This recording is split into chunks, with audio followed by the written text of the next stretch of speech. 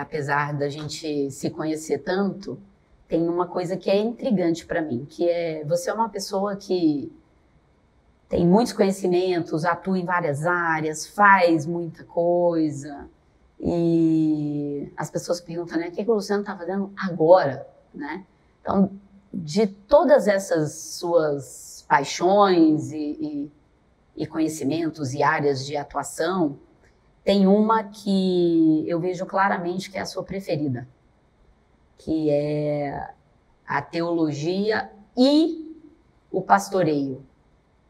Como é para você conhecer tanta coisa e ter essa preferência que aos olhos sociais seria alguma coisa secundária? Ok, tá bom. E assim, te intriga.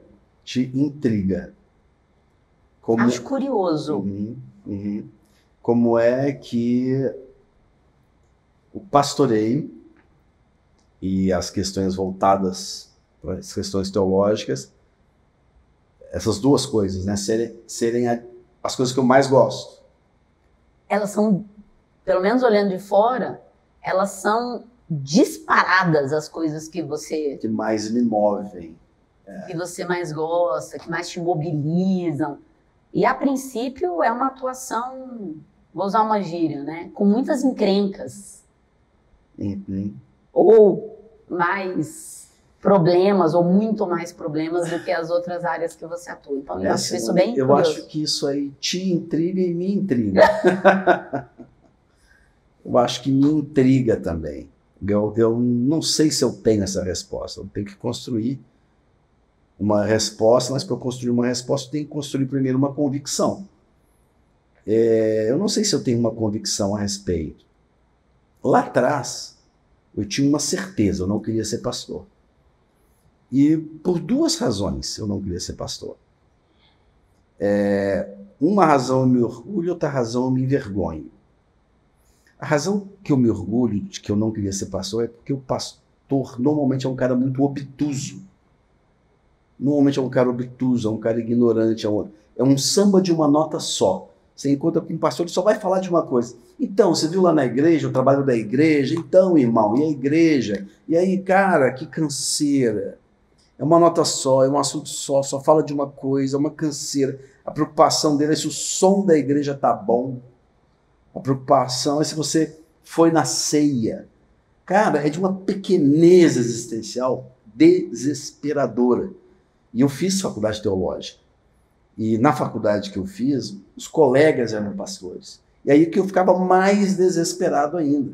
Porque só falavam de igreja, eu queria falar de teologia, eu queria avançar. Com os professores eu conseguia. A gente avançava. Agora, com a turma, era desesperador. Não existe repertório. Então eu falava assim, cara, eu não quero ser um desses caras, não. Se ser pastor é ser isso, é esse cara obtuso, samba de uma nota só, cheio de preconceito. Cara, é o pior dos mundos. Então eu não queria ser pastor, por isso. E me orgulho de não querer ser esse cara obtuso.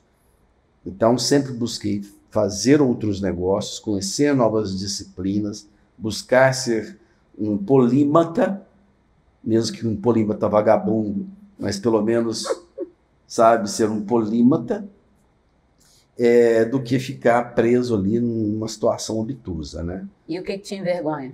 O que me envergonha é porque, ao mesmo tempo, eu olhava para todos esses caras e falava assim, esses caras não andam num carro que eu gostaria de andar.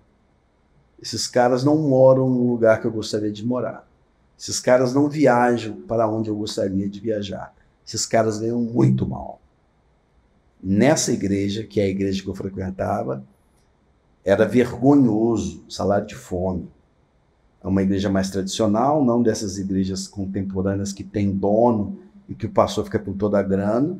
Era uma igreja mais séria do ponto de vista de gestão. E eu falava assim, cara, esses caras ganham salário de fome, não é o que eu quero ter na minha vida. Eu quero poder viajar, eu quero poder morar bem, eu quero poder andar de carro bem, e eu não vou depender desse salário, eu vou fazer o meu dinheiro trabalhando. Então, estou preparado para uma jornada tripla. É ser um profissional de mercado e fazer dinheiro, que é ser pastor e cuidar de almas no horário que me sobrar, e ser um marido e um pai exemplar, estar presente na vida deles todo o tempo. Serão 3 jornadas. Alguns, tem jornada dupla. Pois eu optei por ter tripla e ninguém nunca me viu reclamando disso. Ninguém nunca me viu reclamando porque, não posso porque sou pastor, ou sou mau profissional porque sou pastor, sou péssimo pastor porque sou profissional. Gente, foi a minha escolha. Escolhi. E eu não queria ganhar o que esses caras ganham. Não queria. E não me orgulho disso. Entendi. Mas parece que você conseguiu uma combinação que te permite usufruir de todas as coisas, poderia assim dizer? Eu não sei se é usufruir de tudo ou ser penalizado por tudo. E aí eu quero entrar agora, eu quero entrar no ser penalizado, porque se a Simone me permite, a gente tem também o outro lado. E você, meu irmão, meu amigo, está num caminho penoso, que é pastorear no mundo atual. Num mundo em que todo mundo se acha entendedor, se acha conhecedor. E aqueles que ainda não se acham, às vezes, bebem de fontes que não são as melhores fontes, que não são as fontes mais adequadas. Eu, como muito curioso, gosto de buscar questões bíblicas, mas vou no social da época, vou na economia da época, vou na antropologia da época. E escolhi ser pastor. Hoje é, de repente, ter que confrontar muito do que não havia antes. Antes era uma situação de conforto. O que o pastor falava era o que valia.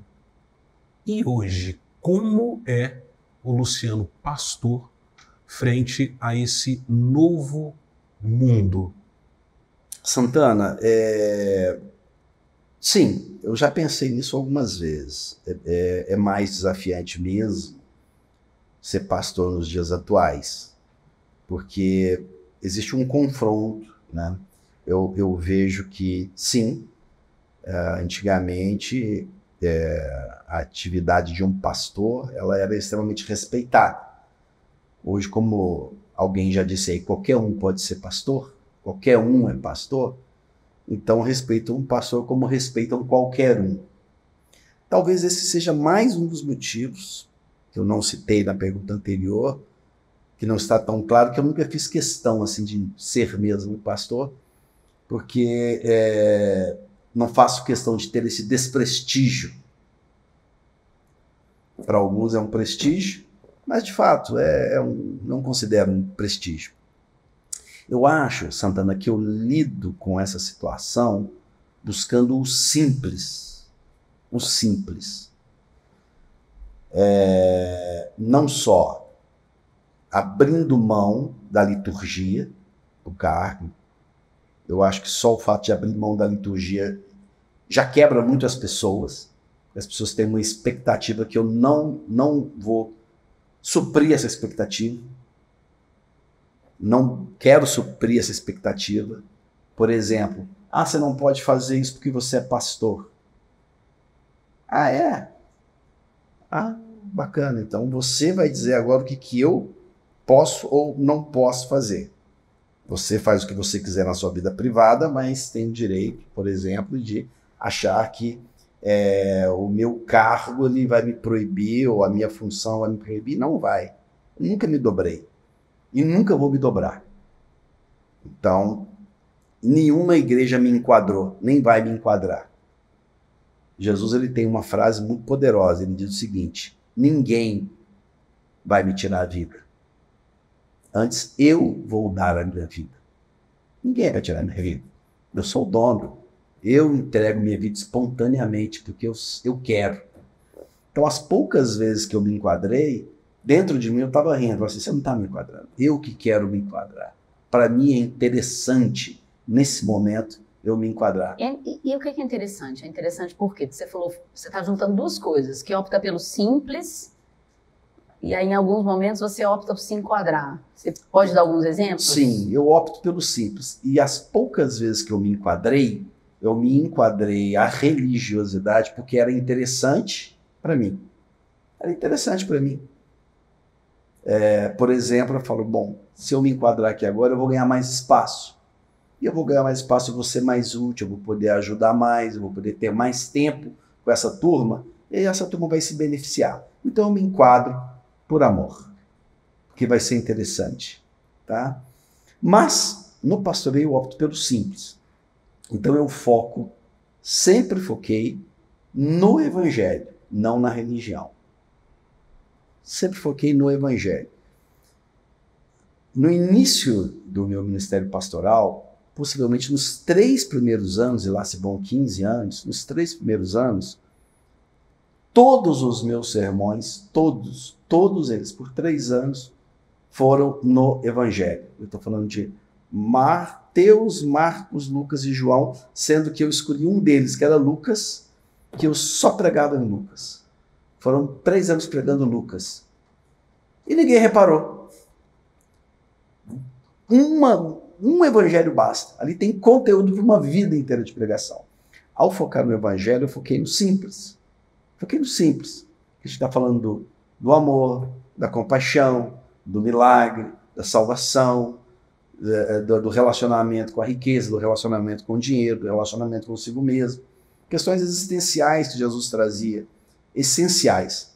E eu penso que quando a gente foca nessas questões, no essencial, no simples, fica fácil mesmo nesta sociedade tão complexa. Porque essa sociedade, Santana, ela não tem problema com Deus, muito menos com Jesus.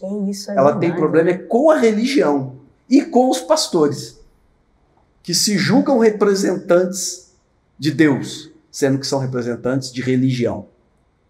Isso na maioria das vezes. Na maioria do corte. Então, a sociedade, as pessoas não têm problema com Deus. As pessoas gostam de Deus e gostam de Jesus. Elas têm problema com os caras que dizem ser os representantes e que impõem sobre a sociedade cargas que eles não dão conta de carregar. E essa palavra não é minha, é de Jesus, falando para os religiosos da época. E cabe hoje em dia igualzinho.